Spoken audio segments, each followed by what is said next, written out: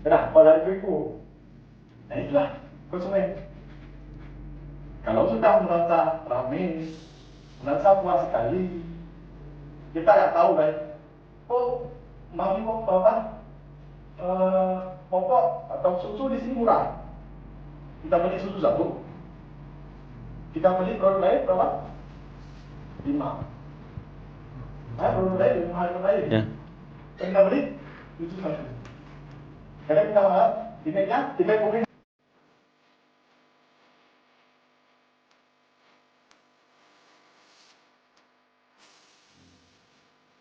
Sendiri tahap usaha ya. Nah ketika awal diajak sama Bapak Ipa, saya jujur tertarik. Karena kenapa?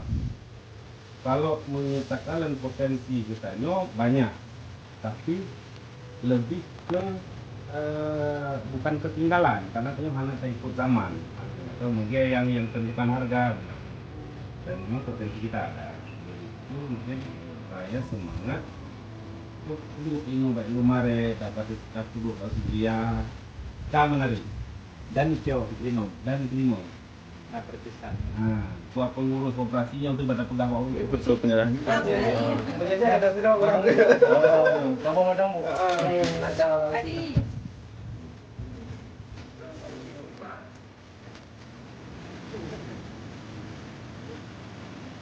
betul betul. Okey. Nak pendamping dari DKP yang dinas.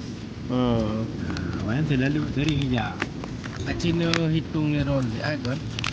Mungkin dalam kilo itu pun lebih kan.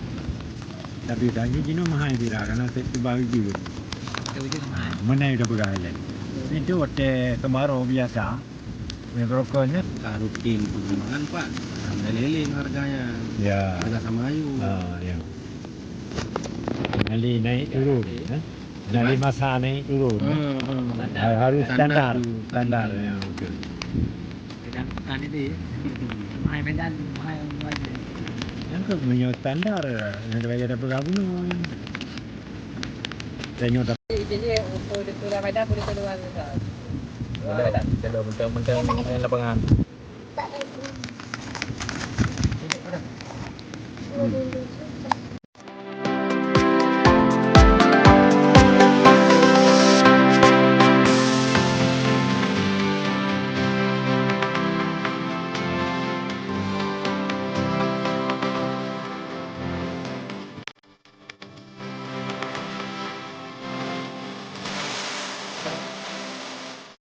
Assalamualaikum warahmatullahi wabarakatuh. Mau mengharapkan nama masyarakat yang untuk bantuannya bagaimana cara bisa berkembang dalam masyarakat karena pakon.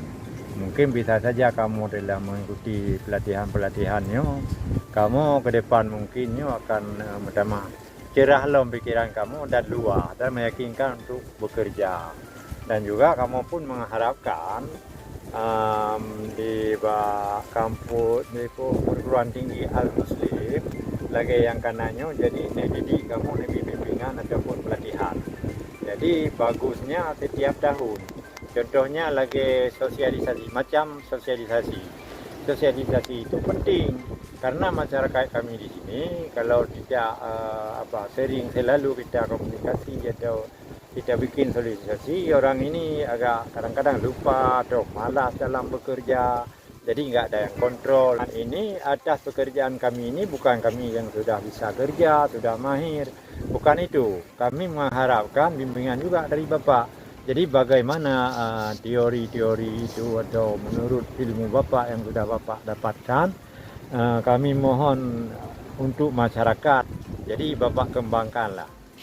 Barang-barang juga yang sudah Bapak beri bantuan itu macam pompa air untuk pemindahan air itu pompa-pompa selalu kami pakai itu, jadi harus ada bimbingan juga. Dengan adanya bantuan dari Universitas Al-Muslim ini kami bisa menggunakan, bisa menurunkan kepada generasi-generasi kami.